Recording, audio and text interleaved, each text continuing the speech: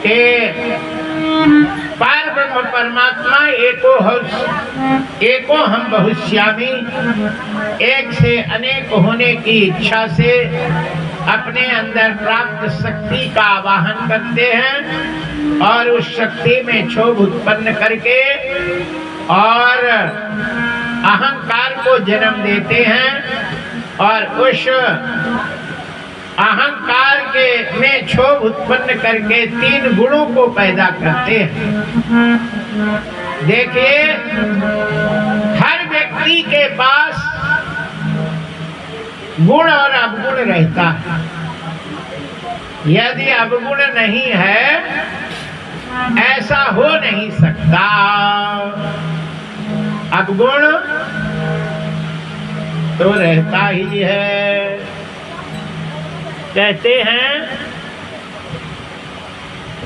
कि गुण अवगुण सब केवल रही, नाथ पुराण निगम कहाई। गुण और अवगुण सबके हृदय में रहता है, क्योंकि संसार ही 3 गुणों से बनाया गया है, सत, रज और तम। तमोगुण यदि नहीं है तो संसार बने ही नहीं, है ना। ये शरीर है, गुण गुण हो अवगुण ना हो तो कैसे काम चलेगा? चलेगा? अवगुण से ही काम चलता है कि नहीं। जय जय श्री सीताराम। शरीर में बहुत सी क्रियाएं होती हैं, कुछ अच्छी होती हैं, कुछ बुरी होती हैं। यदि बुरी ना हो तो फिर शरीर ही नहीं चलेगा, है ना। वो तो जरूरी है। कहते हैं कि अच्छे चीज को व्यक्ति को अच्छे मन से करना चाहिए और बुरे काम को बुरे मन से करना चाहिए। यही बुद्धिमानी है ना। जो बुरा काम होता है करना तो ही है, लेकिन उसे अच्छे मन से नहीं करना चाहिए, उसे बुरे मन से, बुरे काम को बुरे मन से करना चाहिए और अच्छे काम को अच्छे मन से करना चाहिए। बस जिंदगी सफल हो गई। जय जय श्री सीताराम। हरिशरणम जैसे मोड़ी मोड़ा यदि है ना, लैट्रिन कर देते हैं तो माताएं साफ करती हैं, लेकिन अच्छे मन से न हो करती हैं। ऐसे करते हैं, लेकिन उसको अच्छे से नहीं। हाँ, करते हैं लेकिन बड़े उससे नहीं। इसी प्रकार जीवन है, वह जीवन में अच्छे बुरे सब करने पड़ते हैं, लेकिन अच्छे काम को अच्छे मन से और बुरे काम को बुरे मन से करना चाहिए। यही जिंदगी जीने की कला है। जय जय श्री सीताराम। हरिशरणम। आइए, 3 गुण से संसार 3 गुण को उत्पन्न किया, सतोगुण, रजोगुण और तमोगुण। यदि अंदर तमोगुण ना हो तो गुस्सा कैसे आ सकता? बोलो, यह तुम्हारे अंदर तमोगुण नहीं है तो फिर गुस्सा आएगा कैसे? नहीं आएगा, है तब तो आता है। बोलो, अंदर है तभी तो आता है। तुम्हारे घर में शक्कर रखी है तो शक्कर है तब तो निकलेगी, और नहीं है तो कैसे निकलेगी? है ही नहीं, निकलने का सवाल ही नहीं। क्योंकि है, तुम्हारे अंदर अवगुण है और समय आता है तो वो निकल आता है, गुस्सा आ जाती है, तमोगुणी है। इसलिए शरीर के अंदर तमोगुण है, सतोगुण है, रजोगुण है, तभी तो निकलता है। अच्छा, मान लो संस्कार मान लो ठीक है, लेकिन छोटा बच्चा है, उसे तो कोई संस्कार की आवश्यकता ही नहीं है। अब छोटा है, कोई असर नहीं। अभी दूध पीता है, जब गुस्सा आ जाए उसको, है ना, तो देखो अब उसके काम नहीं है, लेकिन क्रोध है, गुस्सा आ जाता है उसको तो कहो पकड़ के, है ना, हाँ छोड़ा ही नहीं, और कहो काट भी दे वह गुस्सा। क्रोध है तब तो है, क्योंकि जन्मे हुआ है, तमोगुण है उसके अंदर। सत रज और तम 3 गुण से शरीर बनता है। 3 गुण को उत्पन्न किया, उस 3 गुण में क्षोभ उत्पन्न करके 5 तत्वों को जन्म दिया।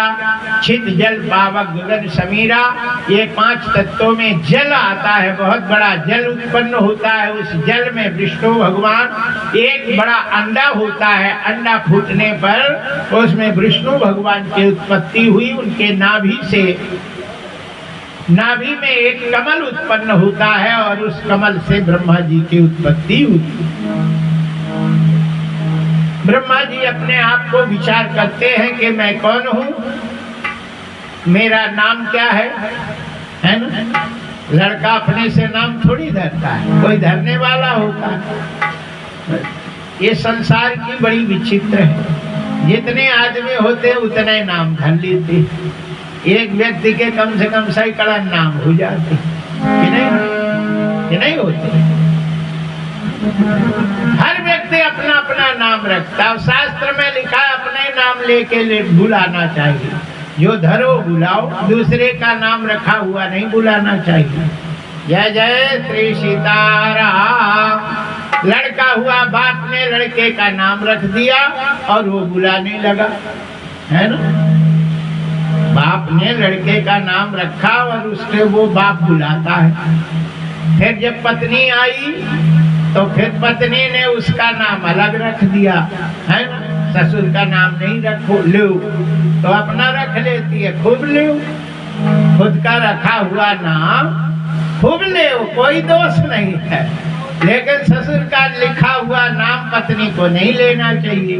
तो माताएं रख लेती हैं, स्वामी जी प्राण आधार करुणा निधान, है ना, ऐसे नाम रख लेती। फिर लड़का होता है तो लड़का जो है, बाप का नाम, बब्बा का नाम रखा हुआ ना लेवे और न माँ का रखा हुआ नाम लेवे, तो वो स्वयं नाम रख लेता। पिताजी, है ना, पिताजी कहने लगता है, बाबूजी कहने लगता है, कुछ ना कुछ नाम रख लेता। फिर जो नाती होता है वो फिर बाप का रखा हुआ नाम ना लेवे तो नाती अलग से नाम रख देता, बब्बा कहने लगता, कुछ और कहने लगता। इस प्रकार जो भी रिश्ते होते हैं वो अपने अलग अलग नाम रखने लगते हैं और उससे संसार को चलाने लगते, है ना। शादी हो गई तो बोले कि अब चलो समधीन हो गए, समधी समधन हो गई, है ना। साले हो गए, सरहज हो गई, जीजा हो गए। हे भगवान, कितने नाम होते जाते हैं, जब तक मरता नहीं तब तक नामकरण होता रहता है ना। जब तक मरता नहीं तब तक रिश्ते बढ़े और नाम रख दिया गया। भूली बाके बिहारी लाल की जय हो, जय हो। श्री हनुमान जी महाराज की जय हो। आइए, यहाँ ब्रह्मा जी विचार करते हैं कि हमें पैदा करने वाला कौन है और उसे कोई नहीं मिला। काफी प्रयत्न करने के बाद भी जब ना मिला तो दुखी मन से बैठे हुए थे। तभी आकाशवाणी होती है और कहते हैं, अहमेवा समेवाग्र नान्यात् सत सत परम। जो दिखाई देता है वो मैं ही मैं, मेरे अलावा कुछ नहीं। संसार में जो भी देख रहे हो ये सब भगवान ही है। भगवान उसके अंदर है या भगवान उसमें है, ऐसा भ्रम है। केवल भगवान ही भगवान है, भगवान के अलावा कुछ भी नहीं। अहमेव समेवाग्र, ये पूरा मैं ही मैं हूँ, मेरे से ही बना। मान लो कि सोने से गणेश जी बने हों और सोने के सिंहासन हो और सोने के ही उनके वाहन चूहा हो, तो सब सोने ही तो है। लेकिन जो देखेगा वो सोना नहीं देखता, वो गणेश जी देखता है, सिंहासन देखता है, चूहा देखता है। अरे वाह कितने सुंदर गणेश जी हैं, ये थोड़ी कहता कितना सुंदर सोना है। कितने सुंदर गणेश जी हैं, कितने सुंदर सिंहासन है, कितने सुंदर चूहा है, वाहन है। एक गुरु बाबा थे, उन्होंने सोने के सिंहासन, सोने के गणेश, सोने के चूहा बनाए, पूजा करते रहे। चेला आया तो चेला उतना नहीं रहा, उसके दिमाग में आया कि इनको बेच दो और दूसरे के बना के धर दो और पुताई उताई हो जाए, व्यवस्था चले। तो सोनी के पास ले गया और सोनी से कहता है कि इनका कीमत क्या होगी। तो सोनी ने कहा कि ये गणेश जी जो हैं ये 5 लाख रुपए के, 5 लाख के गणेश जी हैं, और ये जो चूहा है ये 10 लाख के हैं, और सिंहासन है 20 लाख के। तो चेला ने कहा तेरा दिमाग खराब हो गया, मालिक को तो सबसे कम कीमत लगा रहा। ये मालिक है और जिनमें बैठते हैं उनकी दूनी, और वाहन में और सिंहासन को तुमने चौगुनी कीमत लगाया। मूर्ख। बोले तुम्हारे दिमाग में मालिक होंगे, मेरे दिमाग में तो सोना दिख रहा है, इसमें ज्यादा सोना है, ज्यादा कीमत। तो जो वस्तु की दृष्टि से देखता है ना, उसे वस्तु दिखाई देता है। जो तत्व दृष्टि से देखता है उसे तत्व दिखाई देता है। पूरा संसार जो तत्व है वो ब्रह्म तत्व है, ब्रह्म के अलावा कुछ नहीं है। और जब तुम्हें वस्तु देखने लगते तो वो तत्व दिखाई नहीं देता, वस्तु दिखाई देती है। जो मूर्ति में आदमी जाते मंदिर में तो उन्हें भगवान दिखता है कि काहे के बने हैं, वो दिखता है, वो नहीं दिखते, वो तो भगवान दिखते हैं बस। हम लोग दिखते हैं तो हमें हाड़ मांस थोड़ी दिखता है ना, हमें तो आदमी दिखते हैं, भैया फलाने हैं, है ना। वो आए थे, बोले दाऊ साहब आए थे, तो हमें वस्तु दिखता है ना, मतलब वो प्राणी दिखता है, लेकिन तत्व नहीं दिखता। तो तत्व में तो सब एक ही है कि नहीं, सब में एक ही तत्व भरा हुआ है। छित जल पावक गगन समीरा, पंचरचित यह अधम शरीरा। बोलिए बाके बिहारी लाल की जय हो, जय हो। श्री सीताराम जी महाराज की जय। आइए यहाँ हम आप लोगों को बता रहे थे कि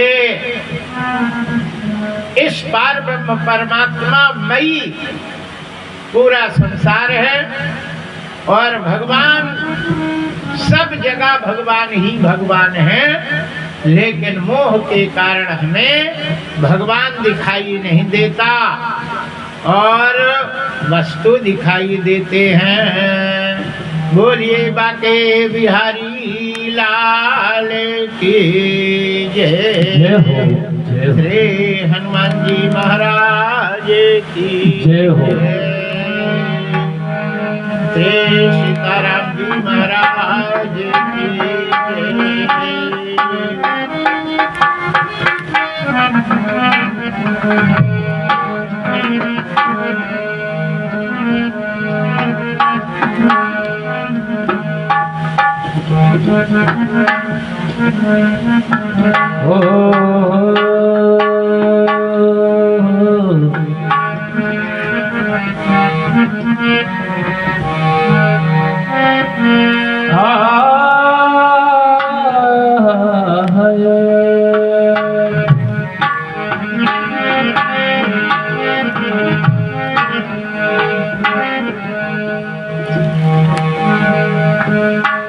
चली जा रही है उम्र धीरे धीरे, चली जा रही है उम्र धीरे धीरे।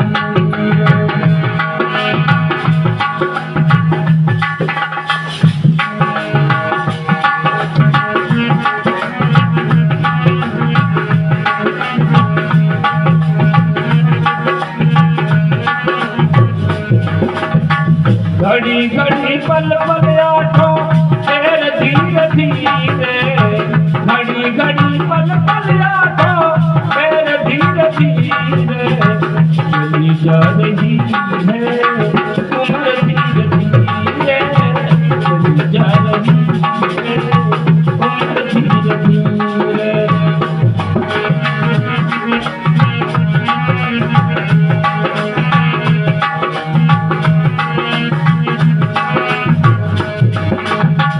चली जा रही है भैया उम्र धीरे धीरे, चली जा रही है उम्र धीरे धीरे। कर लो भजन भैया धीरे धीरे, चली जा रही है उम्र धीरे धीरे।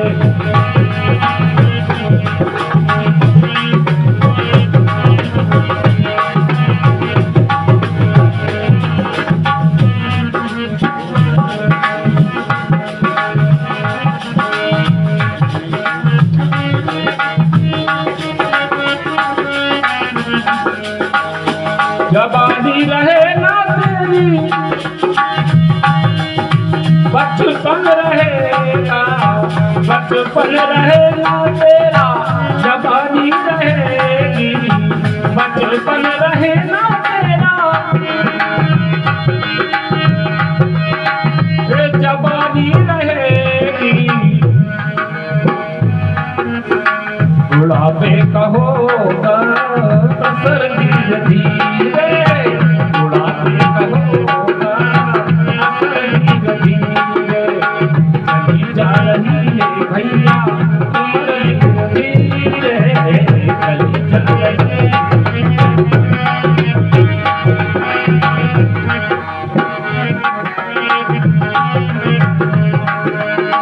तेरे हाथ पैरों में बल ना रहेगा, तेरे हाथ पैरों में बल ना रहेगा, तेरे हाथ पैरों में बल ना रहेगा। कमर होगा असर धीरे धीरे, कमर होगा असर धीरे धीरे। चली जा रही है भैया उम्र धीरे धीरे, चली जा रही है भैया उम्र धीरे धीरे, चली जा रही है भैया उम्र धीरे धीरे।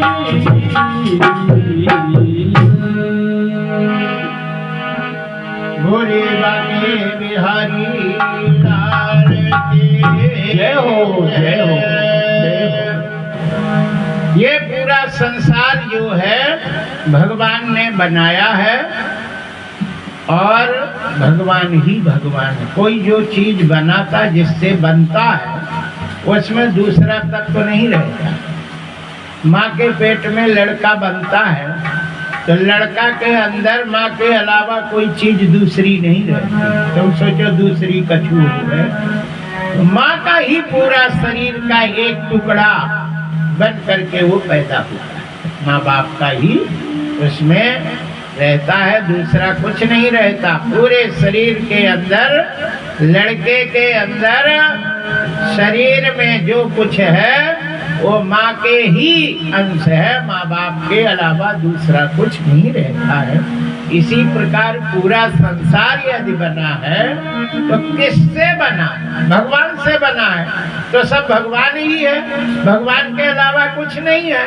लोग कहते हैं उसमें भगवान है, उसमें भगवान है। अरे मूर्ख, भगवान उसमें नहीं, भगवान ही भगवान, भगवान के अलावा कुछ नहीं। अहमेवा, ये मैं नहीं कह रहा, भागवत कह रही, अहमेवा समेवाग्र, मैं ही मैं, मेरे अलावा कुछ दूसरा है नहीं। क्योंकि पूरा संसार मेरे से बना है, और जब उनसे बना है तो वही वही है। कुछ था, कुछ नहीं था। पूरे संसार में कुछ नहीं था। यदि संसार बना है तो परमात्मा ने बनाया है, और वो सब भगवान ही भगवान हैं। ऐसा मान के सब में किसी से द्वेष नहीं करना चाहिए। मंदिर में बैठे और खूब पूजा करे, हे भगवान पड़ोसी मर जाए,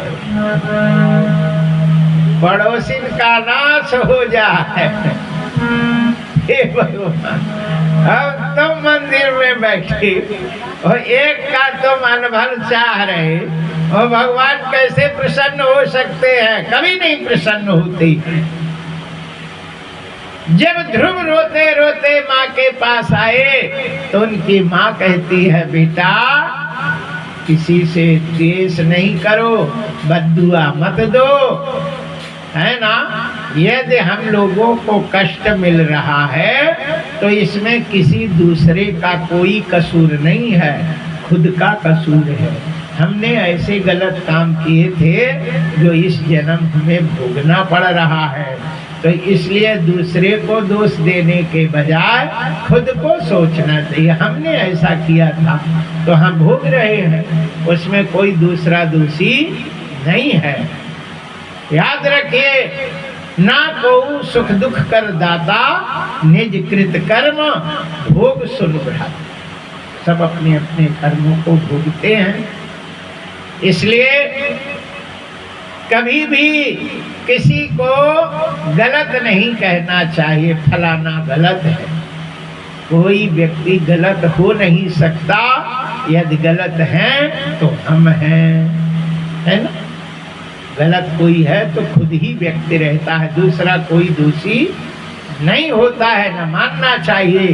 जय जय श्री सीताराम।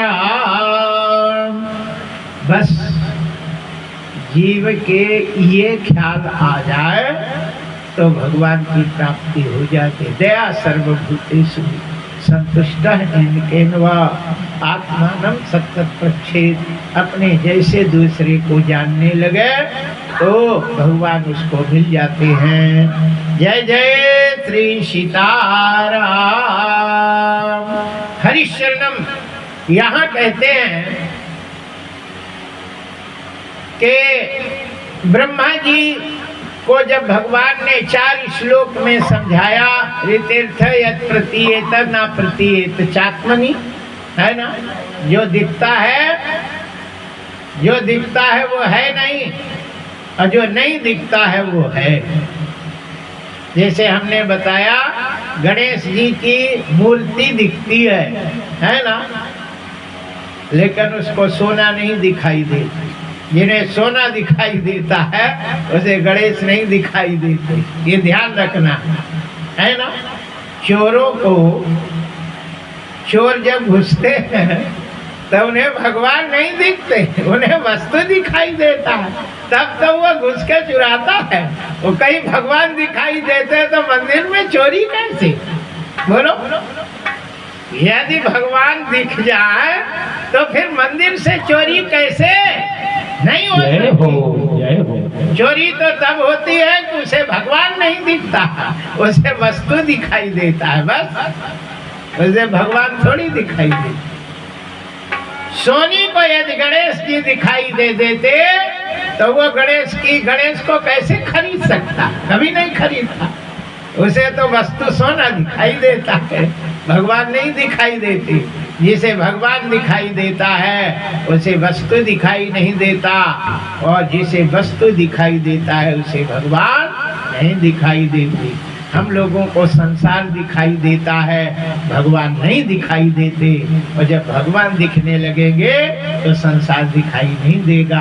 भगवान ही सिया राम मैं सब जग जानी, करो प्रणाम जोरी जुग पानी। सिया राम मैं सब जग जानी, करो प्रणाम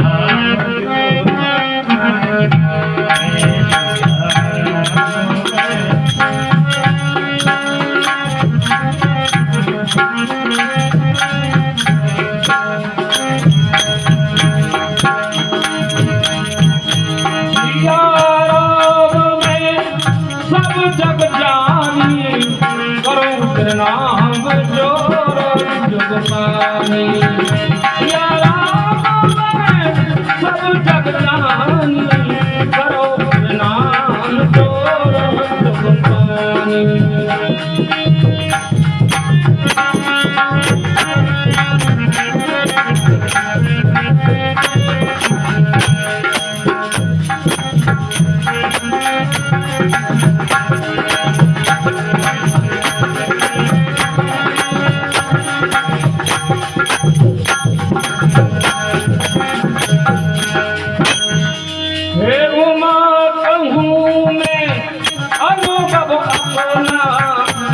हरि नाम जगत सतोना, नाम करो हरि भजन जगत सतना।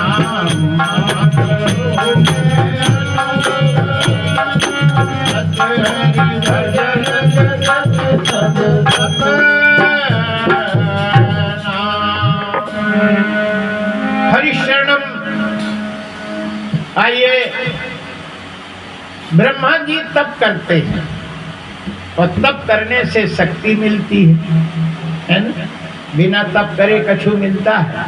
बोलो, बिना तप किए कछु मिल जाए तो हमें बताना। बिना तप किए मिला, तप करने से ही मिलता है ना। जो विद्या आती है तप करने से मिलती है, पढ़ना पड़ता है ना, तपस्या करना पड़ता। भोजन जब बनता है जब तप करना पड़ता है ना। भोजन बनाने में भी तपस्या होती है, तब भोजन तैयार होता है। बिना तप के कुछ भी नहीं मिलता है ना, तपस्या करनी पड़ती है। वकील साहब से पूछना वकालत कैसे पढ़ेगा। जय जय श्री सीताराम। पता चल जाएगा कि कितना रात रात भर जागना पड़ता है, रात रात भर है ना, शोध करना पड़ता है, विचार करना पड़ता है, धाराएं ढूंढनी पड़ती है। कई सालों के जज के दिए हुए स्टेटमेंट को पढ़ना पड़ता है। फलाने में ये दिया गया था, ऐसा धारा थी, ये है। जिनके हर साल कई किताबें रहती है उनको सहयोग करके रहते हैं बड़ी बुद्धिमानी से, है ना। केस को जीता जाता है। खाली बैठे बैठे कूलर की हवा खाई और नहीं करा जाता, बहुत तपस्या करनी पड़ती है। जय जय, ये तप है।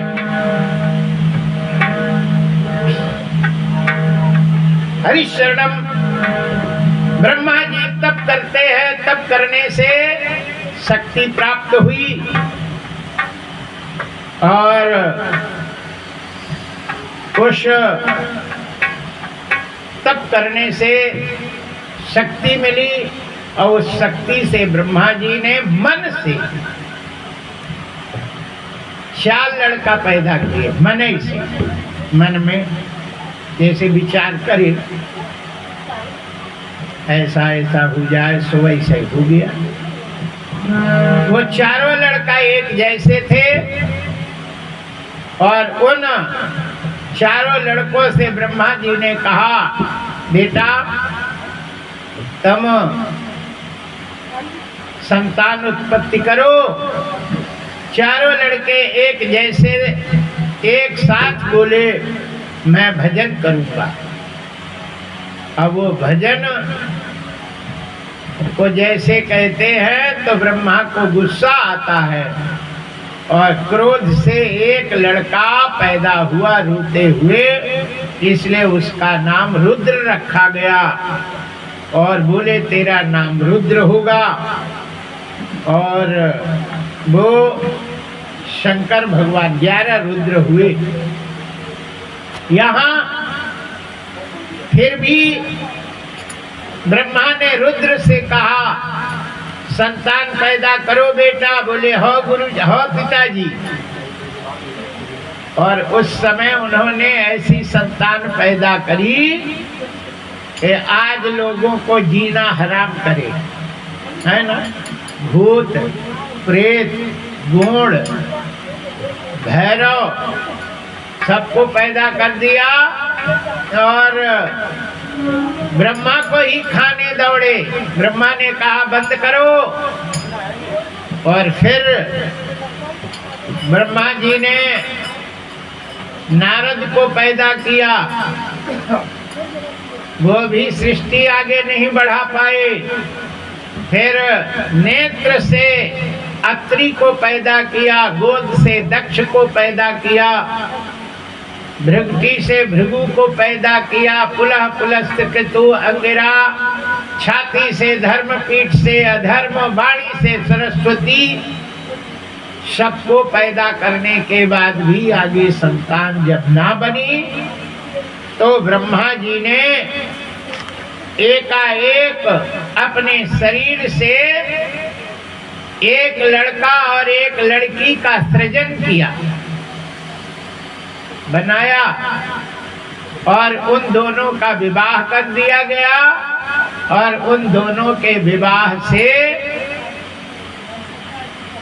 स्त्री पुरुष के संयोग से संतान उत्पन्न हुई। और वो सबसे पहले उन्होंने 3 लड़की पैदा करी,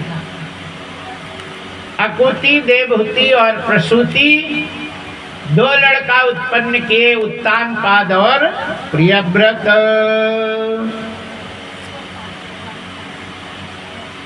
जय जय श्री सीताराम।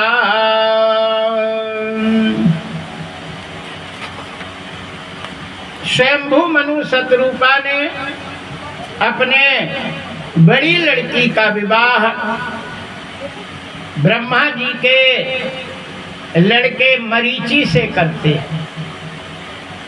रुचि प्रजापति से करते। रुचि प्रजापति से विवाह किया तो एक शर्त में किया, पुत्रिका धर्म से। हम शादी तो कर रहे हैं भैया, लेकिन इस मेरी मोड़ी से जो भी लड़का पैदा होगा वो मेरा कहलाएगा, उसे हम गोद ले लेंगे। बोले ठीक है, ले लेना।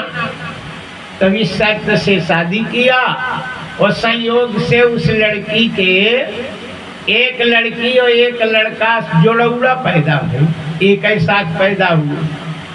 अब वो 2 ही अलग अलग नहीं थे, विष्णु भगवान और लक्ष्मी ही थी। तो लड़के का नाम विष्णु भगवान जो थे उसका नाम यज्ञ रखा गया और लड़की का नाम दक्षिणा रखा गया। कहते हैं कि यज्ञ और दक्षिणा ये विष्णु भगवान और लक्ष्मी जी ही हैं। हम कोई काम करें वो यज्ञ कहलाता है ना। पूजा करो यज्ञ है, और पूजा के बाद कछु दक्षिणा देना चाहिए तो वो दक्षिणा हो गई, लक्ष्मी जी हैं। और तुमने यज्ञ किया और दक्षिणा नहीं दिया तो वो यज्ञ पूरा थोड़ी हुआ। हुआ घर में लड़का होवे और बहू ना आवे तो घर पूरा थोड़ी होगा, तो होगा। लड़का में खुशी तो होती है, वह मोड़ा होगा और बहू ना आवे तो फिर थोड़ी खुशी होती। खुशी तो बरोबर बनी रहती है जब लड़का हो और बहू भी आए, और फिर बहू हो गए तो फिर नाती भी हो गए, है ना, तब है ना उसके खुशी होती है। और नाती हो गए नहीं, अब बहू बढ़िया रहे और लड़का अच्छा रहे तो क्या काम के, कोई काम के नहीं रहते। यदि नाती हो जाए तो फिर काम के हैं, है ना। तो ऐसे सबसे जोड़ी बनाई गई है, और बिना जोड़ी का वो अच्छा नहीं होता। ये होता एक हाथ में है, एक हाथ में कंगन और दूसरे में ना हो तो अच्छा थोड़ी लगता, दो ही में हो तो अच्छा लगता है। इसलिए युगल हमारे सनातन धर्म में गृहस्थ में जोड़ी से जो होता है वही अच्छा माना जाता है, और सिंगल रहता है उसको अच्छा नहीं मानते। इसलिए युगल उपासना होती है। जय जय श्री सीताराम, बोलिए बाके बिहारी लाल की जय हो। जय श्री हनुमान जी महाराज की जय। यहाँ कहते हैं कि हमारे यज्ञ और दक्षिणा जोड़ी से पैदा हुए, उनका विवाह किया गया, और ब्रह्मा जी आते हैं और उन्होंने शर्त के अनुसार उस लड़के को ले लेते हैं। तो लड़का हो गया स्वयंभू मनु का और लड़की इनकी हो गई। चूंकि ये कभी अलग ना होने वाले होते हैं, इसलिए उन्हीं का लक्ष्मी और विष्णु से विवाह कर दिया गया। उनके लड़का होते हैं स्वाहा सुधा तोष प्रतोष संतोष और भद्र, ये यज्ञ के काम में आते हैं। जय जय श्री सीताराम। हरि ओम। आइए अब दूसरी लड़की का विवाह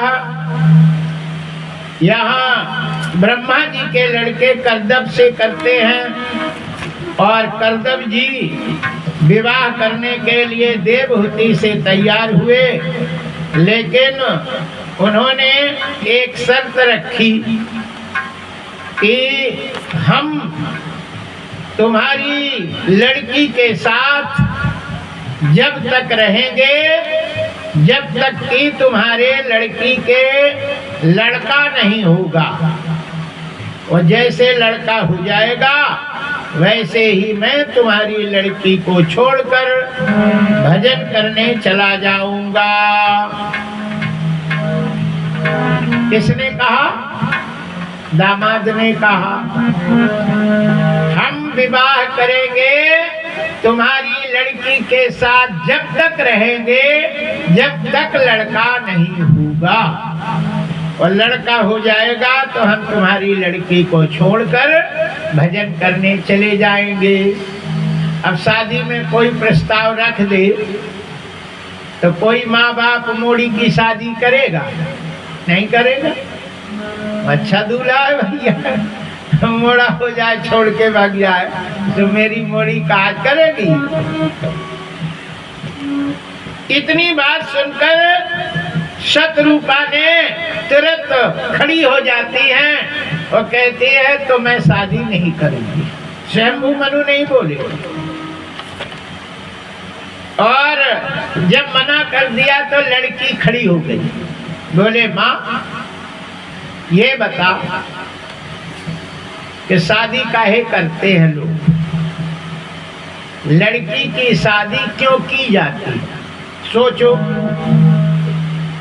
इतनी सुंदर मोड़ी फिर शादी क्यों करते? शादी करने का एक ही कारण है, वो है संतान। संतान के लिए लोग शादी करते हैं। रोटी बनावे कोई शादी नहीं करता, ना झाड़ू पोछा लगावे करता है कि बहू आ जाए तो रोटी बनाएगी झाड़ू पोछा करेगी। यहाँ तो नौकर लग जाते, नौकरानी करते हैं, है ना।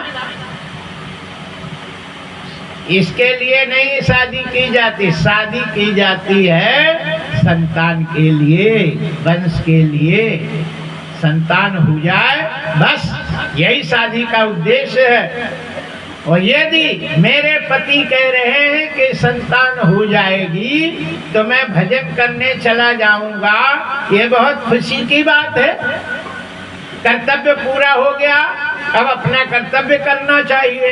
गृहस्थ में जब तक रहना चाहिए जब तक संतान ना हो, और संतान हो जाए तो फिर अपना कल्याण करो, भजन करो, है ना, काम खत्म हो गया। रोटी बन गई, भोजन बन गया, खिला पिला दिया, बस रसोई से चले जाओ। ये नहीं कि अब रसोई में बैठे रहो। जय जय सीताराम। जब तक रसोई में रहना चाहिए, जब तक भोजन बने और बन के पक जाए, बस अपने काम अपने कमरे चले जाओ। जय जय श्री सीताराम। हमारे संसार में, गृहस्थ में जब तक ही रहना चाहिए जब तक संतान ना हो जाए, और संतान हो जाए तो फिर भजन करना चाहिए। ये शरीर मिला है, इसका भी कल्याण करना चाहिए। लड़की की बात ये हम नहीं कह रहे भैया, तुम कहो बाबा जी कह रहे थे, हम कौन होते हैं, वो तो लड़की कह रहे, देव होती। इसलिए माँ मुझे ये शर्त मंजूर है, मुझे इन्हीं से शादी करनी है। और जब लड़की कह देवे कि हमें इन्हीं से करनी है तो फिर को मना करेगा? कोई है? मान लो कोई लड़की लड़का तुम देखने गई है ना, और लड़का कोई शर्त रख दे और तुम्हें पसंद नहीं, लड़की को पसंद हो जाए, तो फिर तुम्हें शादी करने में क्या आपत्ति? कोई आपत्ति नहीं।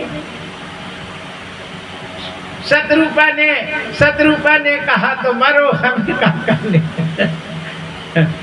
हमें क्या करने हैं, हम तो तेरे कल्याण की बात सोच रहे थे कि तू आगे क्या करेगी, तुझे पसंद है तो कर लो। उन्होंने शादी कर दी और देवहूति अपने पति के यहाँ रहने लगती हैं। जय जय श्री सीताराम। अरे कर ले हरि से प्यार, नहीं तो पछताएगा। झूठा है संसार, धोखा खाएगा। कर ले हरि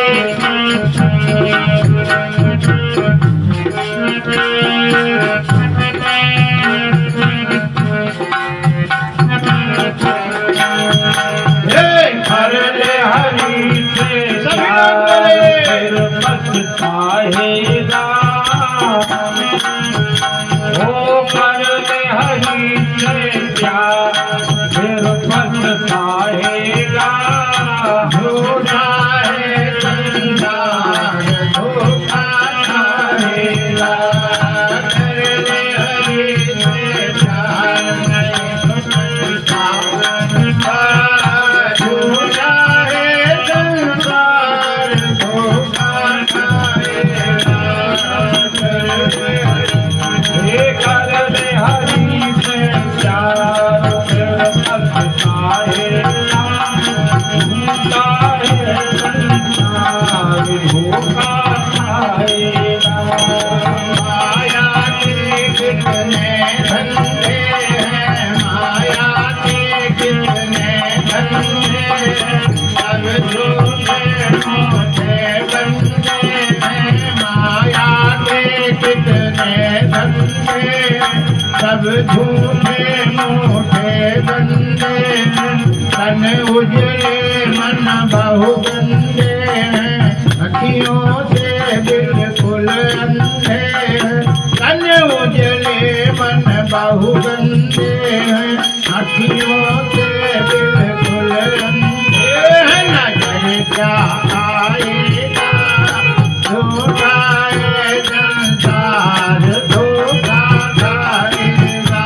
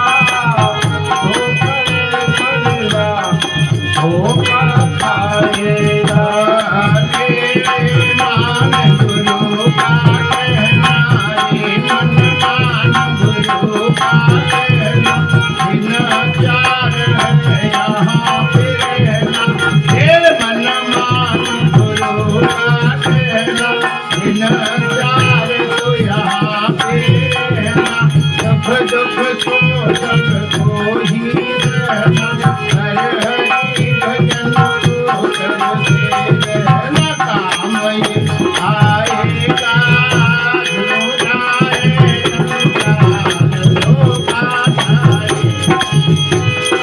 हरे हरि से प्यार पछताएगा, झूठा है संसार धोखा खाएगा। हरे हरि के प्यार नहीं पछताएगा, झूठा है संसार धोखा खाएगा।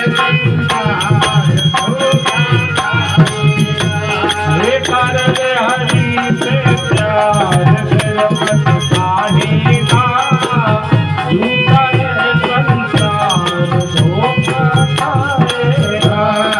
धन दौलत और माल खजाना, ये संग तेरे कछु न जाना, पड़ेगा तुझको सब पछताना, होगा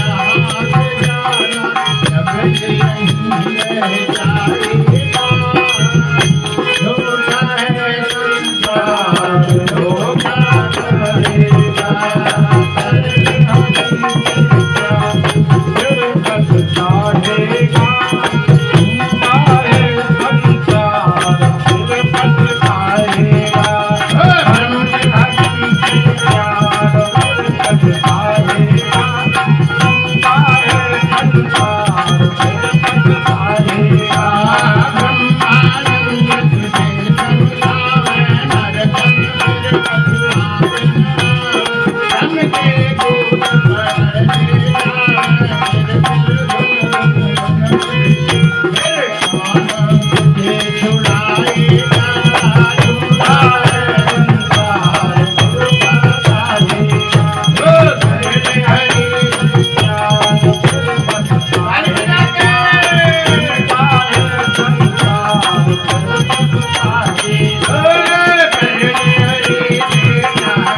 जब से यहीं रह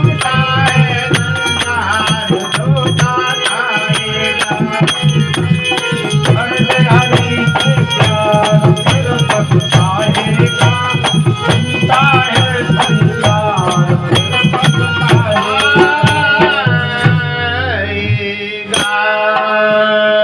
कर ले हरि से प्यार, नहीं तो पछताएगा, झूठा है संसार धोखा खाएगा। मौका मिला है ना, बढ़िया संसार में रह करके और इस संसार में भगवान को खोज लो, है ना। संसार के साथ साथ भगवान का ध्यान करना है। बस जैसे घर में रहते हैं तो घर को देखकर क्या ध्यान आता है ना, ये पति का है ना। ये तो सोचते हैं पति का है। इस प्रकार पति किनका है? सास ससुर के हैं। और सास ससुर किनके हैं? भगवान के हैं। भगवान ने सबको बनाया है। मूल रूप में परमात्मा ही सबको बनाता है, संसार नहीं बनाता तो तुम कहाँ से आते? बोलो। ये जब संसार ही भगवान ने बनाया है तो सब भगवान का है। ये मूल रूप में मानकर उस बनाने वाले को याद करना चाहिए। जय जय श्री सीताराम। जिसने तन को बनाया, पति को बनाया, धन को बनाया, पुत्र बनाया, संसार बनाया, ऐसे बनाने वाली परमात्मा का कम से कम याद करना चाहिए, है ना। जय जय श्री सीताराम।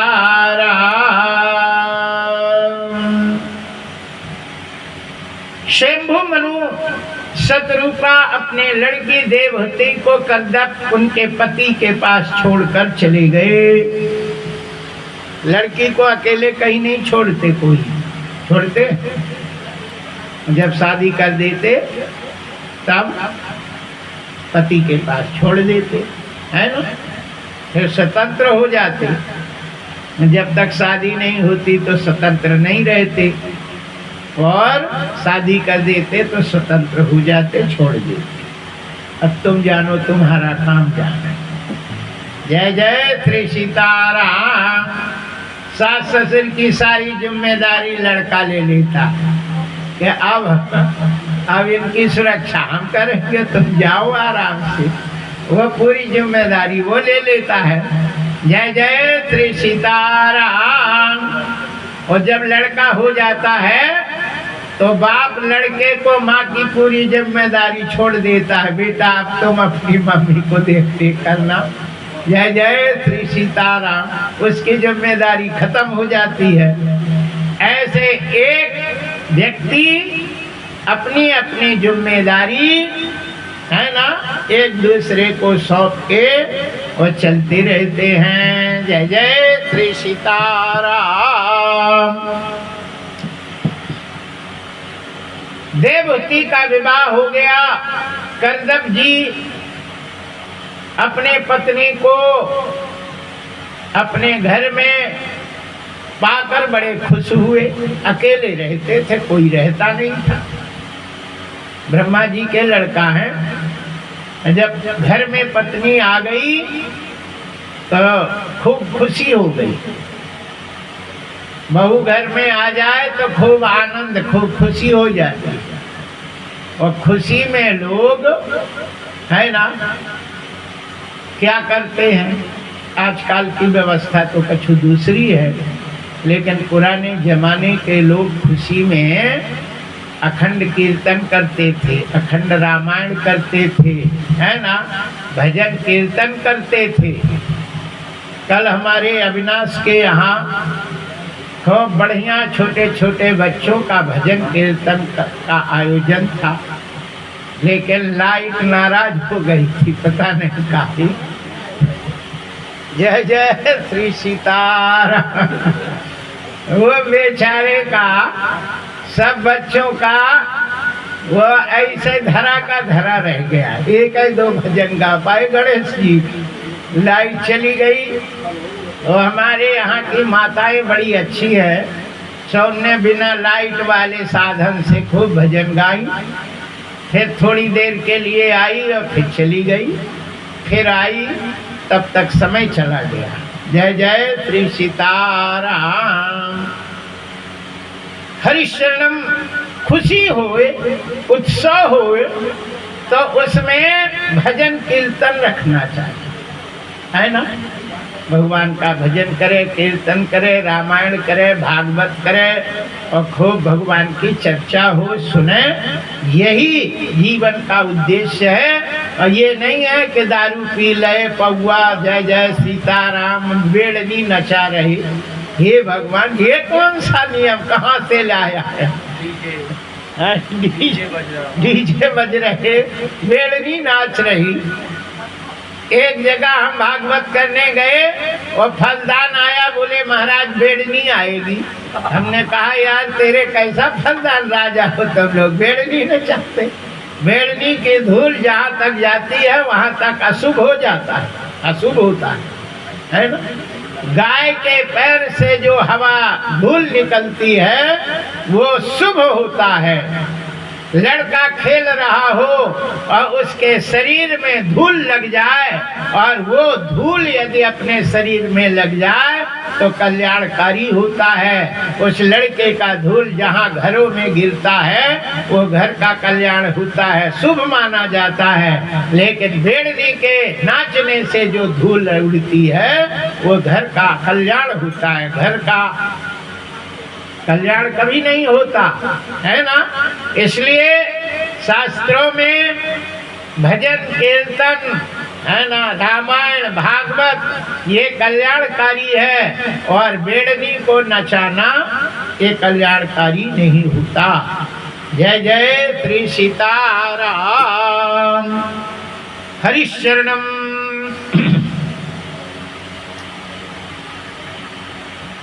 कुछ कुछ बुद्धिमान लोग, बुद्धिमान माताओं ने अपने को चलाने के लिए कुछ ऐसी प्रक्रिया, है ना, निकाल ली थी कि नहीं।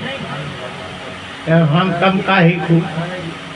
जब कोई पुरुष लोग मरती तो 13वीं होती तो पुरुषों का निमंत्रण होता, माताओं का निमंत्रण नहीं होता कि होता। 13वीं में अब पुरुष लोग जावे, भोजन करके आवे और मुँह पूछते का बना, बहुत अच्छा बना। माताओं ने कहा यार हमें तो खाने नहीं मिलता।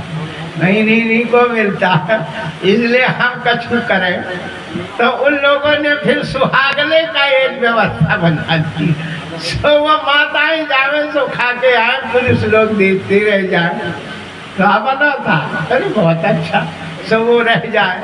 बताइए, सुहागलों का कहीं भागवत शास्त्रों में कहीं नहीं लिखा है कि सुहाग स्त्री खत्म हुए तो उसकी 13वीं में स्त्रियों को ही खिलाया जाए, ऐसा शास्त्र में कहीं नहीं लिखा है। और कहीं लिखा हो तो हमें बताना, तो हम तो बूढ़े हो गए, हमें नहीं मिला कहीं कि कोई सुहागर स्त्री मरे तो उसको 13वीं में सुहागवती स्त्री को ही खिलाना चाहिए, पुरुषों को नहीं खिलाना चाहिए। कहीं लिख जाए तो हमको बताना, लेकिन पुराण में होना चाहिए। कोई की पुस्तक हम नहीं मानते कि तुम लिख के और छपा के धर दो और कह दो कि ये है, ऐसा कुछ नहीं है। जय जय श्री सीताराम। माताओं ने एक नियम और निकाल ली है ना, करवा चौथ है ना, अच्छी चीज पहनना हुआ। सो ये उनने कहा यार ये तो कछु अपने पसंद की खरीदते नहीं, अपने मनमाना ले आती है। सो उनने करवा चौथ व्रत का रख ली है ना। और उनने कहा कि खिलानी चीज ले आओ, ढिकानी चीज ले आओ, और यदि नहीं ले आए तो मर जाओगी। जय जय श्री सीताराम। तुम जिंदा रहो इसलिए मैं ये तो डरन के मारे सब ले आता है। जय श्री सीताराम। बोलिए बाके बिहारी लाल की जय। हमारे धर्म में कुछ चीजें नहीं है जिसको लोग अपनी बुद्धि से उसको बना के अपनी चलाने के लिए चला लेते हैं। जय जय श्री सीताराम। हरिशरणम। आइए यहाँ हम आप लोगों को बता रहे कि कंदप जी खुश हुए तो क्या काम करते हैं, भगवान का ध्यान करते हैं।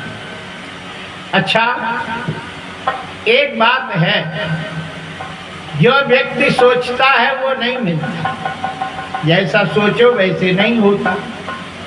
तो होता है? नहीं होता। यदि हो जाए तो किसकी कृपा होती? भगवान की। तो भगवान को कुछ करना चाहिए कि नहीं? भगवान ने हमारे इच्छा के अनुसार मिल गया तो भगवान को कम से कम याद करना चाहिए तुम्हारी कृपा से। करदम जी चूंकि देवहूति इतनी सुंदर थी, इतनी दयावान थी और इतना उनमें ज्ञान था, कितना अच्छा भाव था, ये देखकर करदम जी के मन में था कि ऐसी ही पत्नी मिले, और वो भगवान की कृपा से मिल गई। इसलिए आंख बंद करके भगवान का ध्यान किए, और ध्यान किए तो ध्यान लग गया। अब ध्यान लग गया तो अब उसमें किसकी? अब दुल्हन बेचारी बैठी सामने कि पति देव कब आंख खोले, कब आंख खोले। और वो बंद किए सो बंद किए, फिर खुली नहीं आंख। अब वो इंतजार में बैठी है कि अब खोलते हैं, अब खोलते हैं। अब दोनों में यहाँ ये देवहूति को शंका थी कि यदि मैं कहीं चली गई वो आंख ये खोले तो इन्हें शंका हो जाएगी कहाँ गई थी, है ना। इसलिए जब ये आंख खोले तो हम इनके आंख के सामने भी मिले तो हमारी अच्छी बात रहेगी, है ना।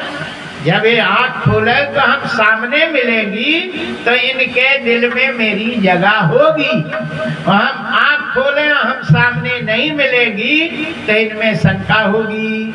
इसलिए शंका ना हो, और आंख खोले हम आंख के सामने मिले, इसलिए वो बैठी रही और वो बैठी रही, न वो कहीं गई न उनकी आंख खुली। इंतजार करते करते आशा लाग रहत तन श्वासा। आशा के कारण समय का पता नहीं चलता है ना।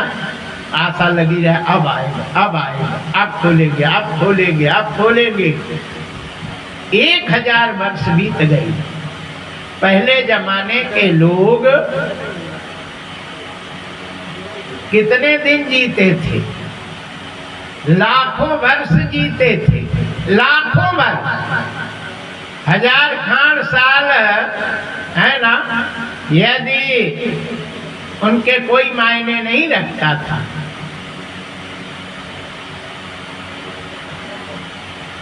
समय 1000 वर्ष बीते, एक दिन करदम जी की आंख खुल ही गई और देवहूति सामने बैठी दिखी तो उनको गुस्सा आ गया।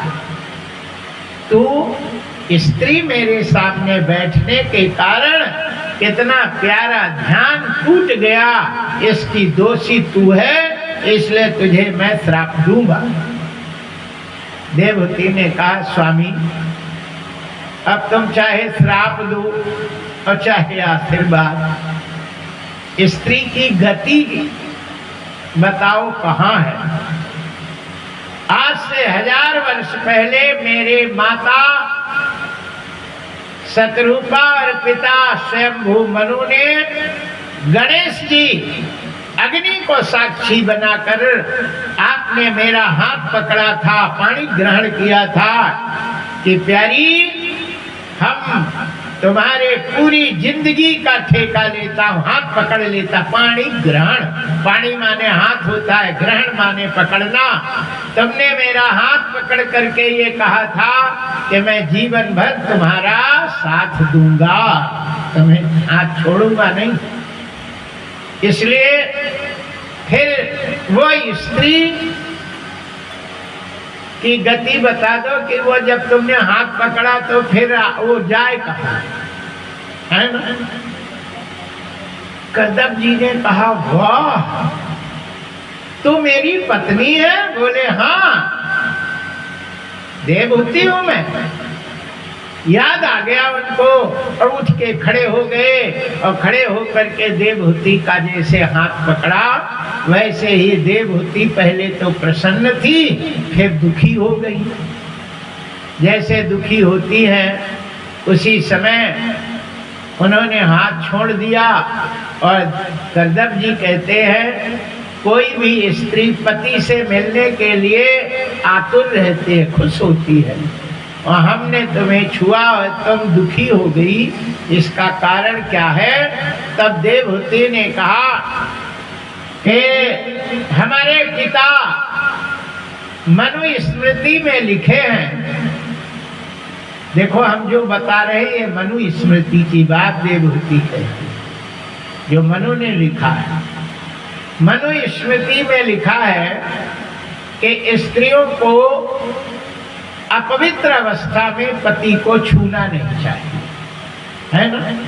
जब अपवित्र हुए उस स्थिति में पति का स्पर्श नहीं करना चाहिए। यदि अपवित्र अवस्था में पति का स्पर्श करती हैं तो पति की आयु क्षीण हो जाती है, उसके संस्कार नष्ट हो जाते हैं, शुभ चला जाता है, अशुभ का बादल आ जाता है और अंधकार आ जाता है, सुख चला जाता है। इसलिए गृह में समृद्धि रहे, सुख रहे और खूब सुख का आनंद रहे, उसके लिए अपवित्र अवस्था में पति को स्पर्श नहीं करना चाहिए। जब से आप बैठे हैं तब से मैं भी बैठी हूँ, वो कहीं गई नहीं, इसलिए शरीर भयंकर अपवित्र अवस्था में हो गया है। इसलिए आप छू दिए। मेरी प्रसन्नता तो ये होती कि जब मैं पवित्र होती तब तुम छूते तो मैं खुश होती। और आपके एक बार छूने से ये घर में जो मंगल होना है वो अमंगल का निशानी हो गया। जय जय श्री सीताराम। करदम जी बहुत खुश हुए, बोले इसीलिए तो स्त्री को धर्म पत्नी कहा गया है। धर्म पे लगाना, धर्म का पालन करना और धर्म में चलने के लिए कहना, ये जो कहती है वही स्त्री होती है, वही धर्म पत्नी होती है और उसी को देवी कहती है। जय जय श्री सीताराम। ये नहीं कि तुमने धर्म को जय जय सीताराम तुम्हें अधर्म करो तो फिर तुम धर्म पत्नी काहे की, है ना? तब तो फिर अधर्म पत्नी बनोगी। धर्म पत्नी कोई नहीं कहेगा कि अधर्म करोगी, अधर्म करने के लिए प्रेरित करोगे, ये धर्म पत्नी का काम नहीं है। जय जय श्री सीताराम।